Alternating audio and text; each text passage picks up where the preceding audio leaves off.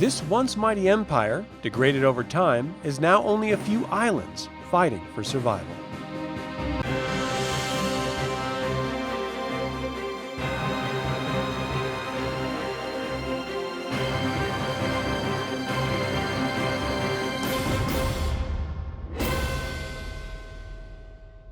Welcome to another DragonLance Saga episode. My name is Adam, and today we're going to talk about Northern Ergoth in the War of the Lance era.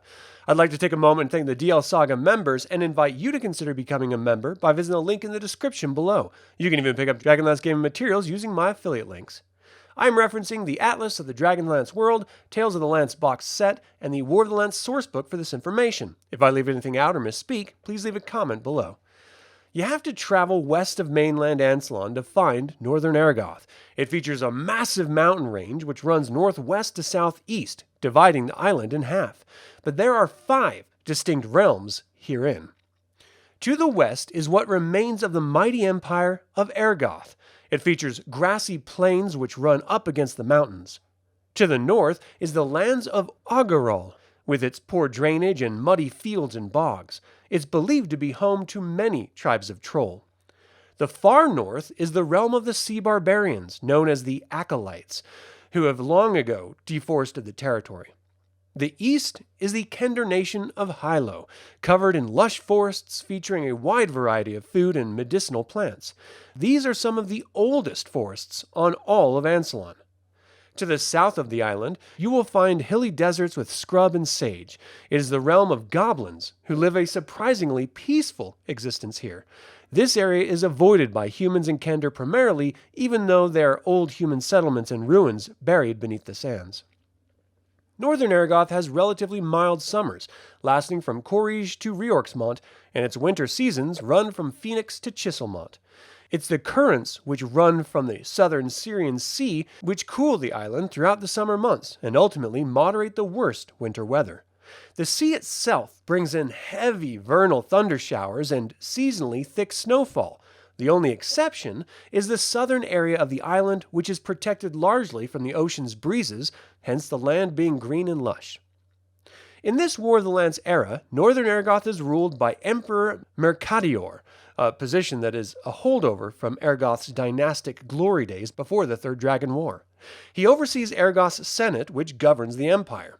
The history of the decline of the empire deserves focus unto itself, but between the Solamnic Revolt, the slow decline of Ergoth, and the rise of Ishtar, then the Cataclysm, it's a wonder there's any empire to rule over. The Emperor encourages salvage and search missions where the majority of the old empire's relics now dwell, deep beneath the waves of the surrounding sea. The Emperor is pursuing a treaty with Kulanesty to outflank southern Ergoth and eventually rebuild itself to its former glory. It has an estimated population of 215,000 residents, with approximately 90% being human, 10% being goblin, and a smattering of other races. Life on this island is very traditional, where you are born into your station, and women have few, if any, rights. Northern Ergoth specializes in trading copper, brass, steel tools, relics, and cut stones. They have open trade with Solamnia, Sancrist, and Hylo. They receive food from Solamnia, precious metals from Sancrist, wood carvings from Hylo, and fruits and leather from Kulanesty. Some of its major settlements include its capital, Gwynedd, with nearly 17,000 residents. It features gladiatorial arenas, opera houses, imperial universities, and is a center for artistic and academic pursuits. Its grand palace overlooks the city of shining marble. It is truly a den of iniquity as well, where any service or pleasure can be found for the right price. Langton City is the next largest with just over 7,000 residents.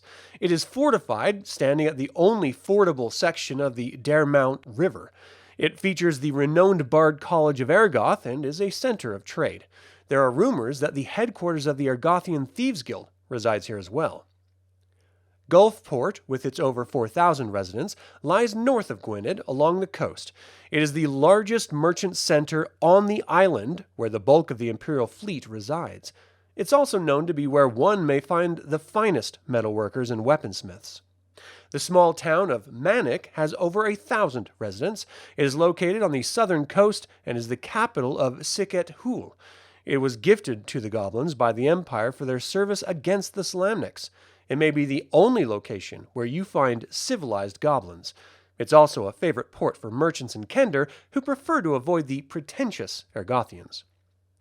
Hillfall is a village north of Gulfport. It has over 500 residents. Its primary purpose is to house the Northern Ergothian Legion. Their mission is to protect Ergoth from the Ackalites to the north. The village of Kervacht has just under 500 residents. This massive fortress was built in response to Hillfall by the bloodthirsty Ackal barbarians. It's located a half-a-day ride from the Alunatal River banks and surrounded by multiple moats and traps. Surrounding those are small towns and underground passages. Dupre is a hamlet of over 300 residents. It's located in the southern spur of the Sentinel Mountains. The goblins here mine for metal ore to trade with the Acolytes and Manic. The hamlet of Beacon has just over 300 residents. Originally built as a way station for vessels from Safehoom, it has been abandoned to the Acolytes due to their rigid social norms. And lastly, the hamlet of Lucid has just under 300 residents. This is a small goblin fishing and farming village. It's currently going through a bit of a crisis as Kender has been vying to become the mayor, but the current goblin ruler refuses to give up his post. There are a couple important sites of note as well. The Moon Steps lie along the southern border of Ackal. This is the site of another one of Krynn's celestial ladders. It twists with steps suspended in mid-air. If one dares to ascend them, they may return with either knowledge of the gods or be cursed in some horrible way. Before the Cataclysm, it was the site of an academy of high sorcery, but it has since been ransacked by the Acolytes and abandoned. And then there is World's Heart.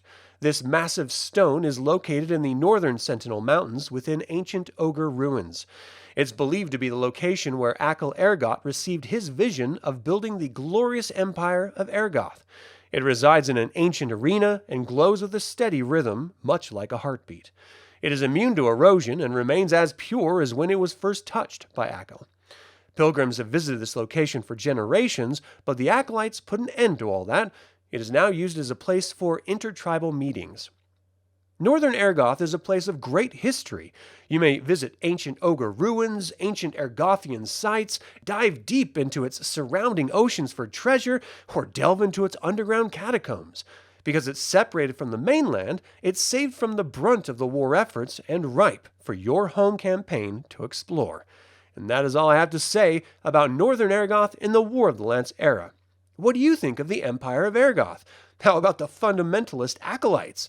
And would you ever visit the goblin cities of Siket Hul? Leave a comment below. I'd like to take a moment and remind you to subscribe to this YouTube channel, ring the bell to get notified about upcoming videos, and click the like button. This all goes to help other DragonLance fans learn about this channel and its content. Thank you for watching. This has been Adam with DragonLance Saga, and until next time, remember, I have sinned enough against the world. Teaching magic to a Kender would ensure my damnation.